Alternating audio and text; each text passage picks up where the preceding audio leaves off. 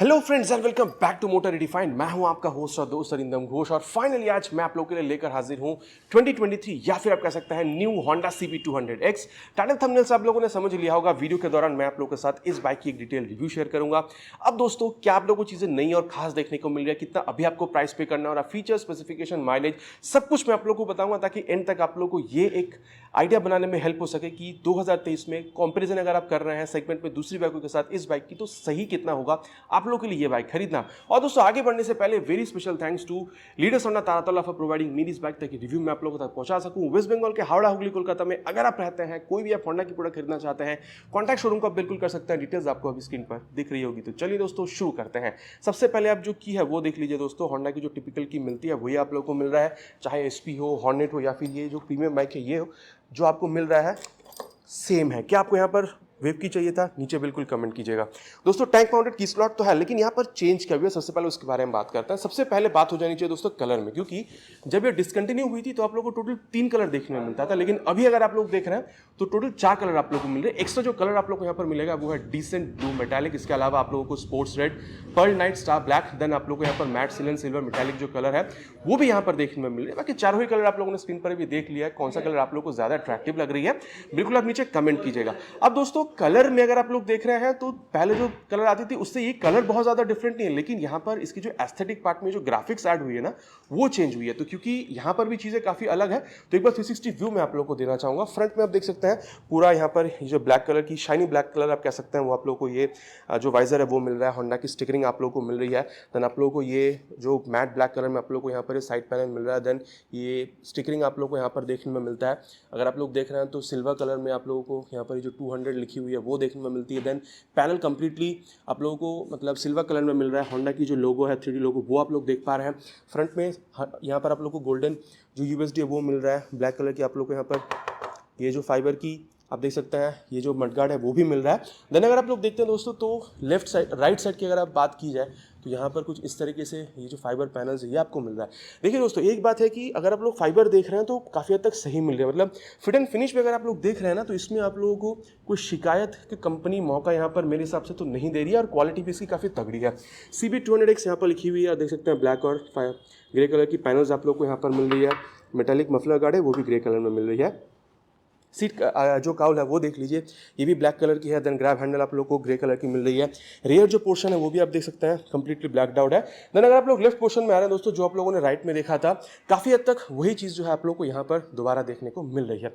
तो दोस्तों कंप्लीट जो वॉकअराउंड था मैंने कलर का वो भी आप लोग को दे दिया। अब बात करते हैं अपडेट और चेंज के बारे में। देखिए दोस्तों चेंज अगर मैं आप लोगों को बताऊं तो यहाँ पर आप लोगों को 2 चीज़ें एक्स्ट्रा देखने को मिल रही है। इनफैक्ट एक ही चीज़ आप इसको कह सकते हैं वो है असिस्टेंट सिपर क्लच। असिस्ट की वजह से ये जो क्लच है काफ़ी आपको सॉफ्ट दिखेगी। देन क्योंकि सिपर क्लच दी गई है वो इंजन में डाली गई है। अब सिपर क्लच कंपनी ने जो दिया है वो है क्या? काफ़ी बार ऐसा होता है कि जब आप हाई रोड्स पर होते हैं आप एग्रेसिव डाउनशिफ्ट कर रहे होते हैं क्योंकि सामने आपकी कुछ आ जाती है और आपको स्पीड स्लो डाउन करना होता है, आप काफ़ी हाई स्पीड्स पर होते हैं। तो उस टाइम क्या होता है इंजन के RPM और रियर टायर के RPM डिफरेंट होने की वजह से रियर टायर स्किड कर जाती है। तो उसको कहीं ना कहीं रोकने के लिए कंपनी ने यहाँ पर सिपर क्लच डाली है ताकि ये जो सिचुएशन है उसको अवॉइड करी जा सके। आप लोगों का क्या कहना है बिल्कुल इस फीचर के बारे में आप नीचे कमेंट पर लिखकर बताइएगा। और साथ ही आप देख सकते हैं यहाँ पर ये जो इंजन काउल है फाइबर की है, मतलब और ग्रे कलर में आप लोगों को काफ़ी तगड़ी देखने को मिल रही है।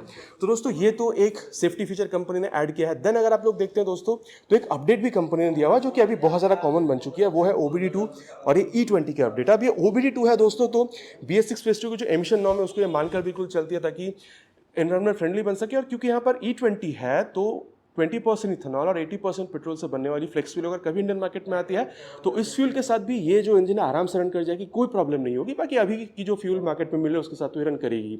तो कंप्लीट दोस्तों मैंने आपको अपडेट के बारे में बता दिया, चेंज के बारे में बता दिया। अब बारी है प्राइस जानने की। देखिए दोस्तों पहले जब डिसकंटिन्यू हुई थी आप लोगों को ये करीबन 1,75,042 रुपीज़ में मिला करती थी, लेकिन ताजुब की बात यह है इतनी सारी चीज़ें अपडेट होने के बाद भी आप लोग को ये चीज़ें कम में ही देखने को मिल रही है, 300-400 रुपये कम में 1,74,734 रुपीज़ में भी आपको ये मिल रही है।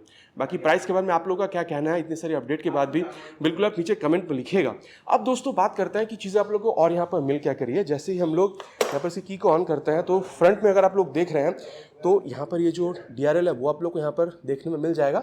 देन अगर मैं इसकी जो की है इग्निशन को ऑन करूँ तो कंप्लीट LED हेडलैम्प का जो सेटअप है वो आप यहाँ पर चालू कर पाएंगे। देन यहाँ पर हाई बीम लो बीम जो है उसको भी आप कुछ इस तरीके से जो ऑपरेट कर पाएंगे। और पास लैम्प का जो स्विच है अगर आप चाह रहे हैं तो उसको भी आप कुछ इस तरीके से ऑपरेट कर सकते हैं। आप दोस्तों इसको कर देते हैं बंद और नीचे चलते हैं दोस्तों, बात करते हैं मडगार्ड के बारे में। काफ़ी तगड़ी फाइबर की है, नंबर प्लेट लगाने की जगह। देन अगर आप लोग टायर देख रहे हैं दोस्तों, यहाँ पर ना आप लोगों को सेगमेंट में सबसे मोटी टायर देखने को मिलेगी। 110/70 सेक्शन की टायर है with 17 inches of alloy wheel. लेकिन यहाँ पर अगर आप ट्रेड पैटर्न्स देखते हैं दोस्तों तो आपको थोड़ी सी ऑफ रोड को सपोर्ट करती हुई दिखेगी। नॉर्मली अगर आप लोग यहाँ पर ये हॉर्नेट की टायर देख रहे हैं दोस्तों, तो ये आप लोग को नॉर्मल जो ट्रेड पैटर्न्स है वही मिल रही है। लेकिन क्योंकि कंपनी इसको अर्बन एक्सप्लोरर कहती है, तो अगर आप ऑफ रोड्स भी एक्सप्लोर करना चाहते हैं उसके लिए ये जो टायर है वो आप लोगों को मिल रही है। बाकी ये जो 17 इंचेस की एलॉय व्हील आप लोगों को डिज़ाइन कैसी लगी है बिल्कुल नीचे कमेंट कीजिएगा। देन दोस्तों अगर सेफ्टी की बात करी जाए, अभी तक कंपनी यहाँ पर सिंगल चैनल एबीएस ही डालती है। डुअल चैनल होना चाहिए नहीं, आप लोगों को क्या सही लगता है बिल्कुल आप नीचे कमेंट कीजिएगा दोस्तों। अब बात करते हैं अबाउट द ब्रेकिंग सिस्टम। यहाँ पर आप लोगों को 276 mm की ये जो पेटल डिस्क है ये आप लोगों को मिल रहा है। क्योंकि यहाँ पर ये पेटल डिस्क है दोस्तों, तो ब्रेकिंग के टाइम पे हीट डिसिपेशन में बहुत ज़्यादा हेल्प करती है। साथ ही आप देख सकते हैं यहाँ पर निसन की जो कैलिपर है वो आप लोगों को बिल्कुल यहाँ पर देखने मिल रहा है। और सबसे सही बात जो है, जो हैंडलिंग में बहुत ज़्यादा हेल्प करती है वो है यूएसडी, और वही आप देख सकते हैं गोल्डन कलर की जो यूएसडी फोक है वो भी आपको मिल रहा है, और रिफ्लेक्टर तो यहाँ पर है ही।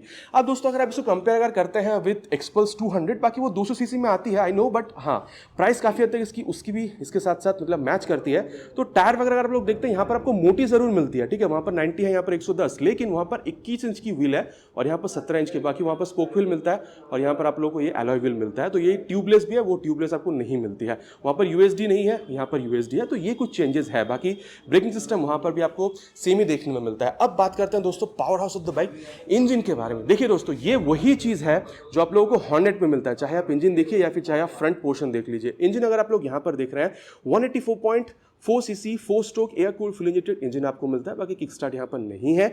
पावर फिगर्स के बारे में अगर बात करी जाए 17.2 PS की मैक्स पावर और 15.9 न्यूटन मीटर तक की मैक्स टॉर्क आपको मिल रही है। अब दोस्तों टॉर्क बहुत ही नेग्लिजिबली घटाया गया, और उसके लिए मेरे हिसाब से अगर आप देख रहे हैं तो चलाते वक्त आपको बहुत ज़्यादा वो जो घटी है थोड़ी सी पावर, बहुत ज़्यादा थोड़ी सी, वो आपको समझ में नहीं आएगी। अब हाँ अगर आप एक्सपल्स से कंपेयर करते हैं, क्योंकि वहाँ पर क्यूबिक कैपेसिटी ज़्यादा है, इंजन थोड़ी बड़ी है, तो वहाँ पर आप लोग को 19.1 PS की पावर और 17.35 न्यूटन मीटर की टॉर्क देखने में मिलते हैं। मतलब करीबन 2 PS तक की पावर ज़्यादा है और करीबन वहाँ पर टॉर्क आप लोगों को 1.4 न्यूटन मीटर तक की ज़्यादा मिलता है। अब दोस्तों इंजन बड़ी है तो वो तो ज़्यादा मिलना ही है, लेकिन हाँ ये कितनी ज़्यादा सही परफॉर्मेंस देती है उसके बारे में आगे मैं आप लोगों को एक राइड, इसकी जो वीडियो है राइड रिव्यू की वीडियो बहुत जल्द मैं चैनल पर लाने वाला हूँ। तो अगर आपको वीडियो पसंद आ रही है तो चैनल को सब्सक्राइब करके बेल बटन दबाना प्लीज़ नहीं भूलिएगा। और इंजन को गार्ड करने के लिए यहाँ पर ये जो इंजन काउल है वो तो आपको मिल ही रहा है, और यहाँ से ये जो आप देख पा रहे हैं फुट रेस्ट या फिर ये जो ब्रेक है, ब्रेक लिवर, ये सारे आपको हॉर्नेट में भी सेम देखने को मिलता है। क्वालिटी इसकी भी काफ़ी तगड़ी ही है।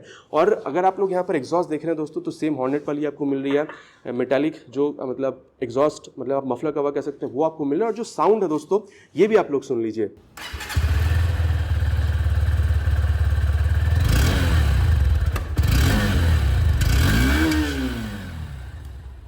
तो दोस्तों साउंड आप लोगों ने सुन लिया हॉर्नेट, और इसमें आपको बहुत ज़्यादा कोई फर्क देखने में नहीं मिलेगी।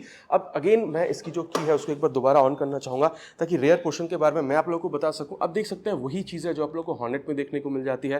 देन यहाँ पर ये होंडा की जो स्टिकरिंग है वो आपको मिल रही है। एक चीज़ जो मैं फ्रंट में भी आपको बताना भूल रहा था वो है इसकी ये हैजार्ड लैंप। आप देख सकते हैं यहाँ पर आप लोगों को दोस्तों ये जो एलईडी ब्लिंकर्स है हैजार्ड लैंप के हिसाब से वो भी आप लोग को देखने में मिलता है। और अगर आप फ्रंट में देख रहे हैं दोस्तों, ये नकल गार्ड के साथ जो है यहाँ पर आप लोगों को ये जो हैजार्ड लैंप है वो देखने को मिलता है।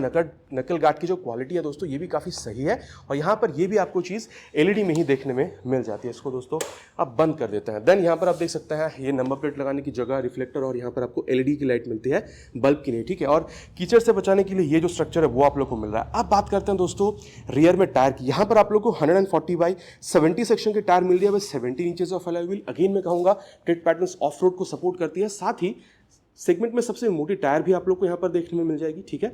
और अगर आप इसको दोस्तों मतलब ब्रेकिंग सिस्टम देख रहे हैं तो यहाँ पर आप लोग को 220 mm की ये जो पेडल डिस्क है वो आप लोग को मिल रहा है निसन की कैलिपर के साथ।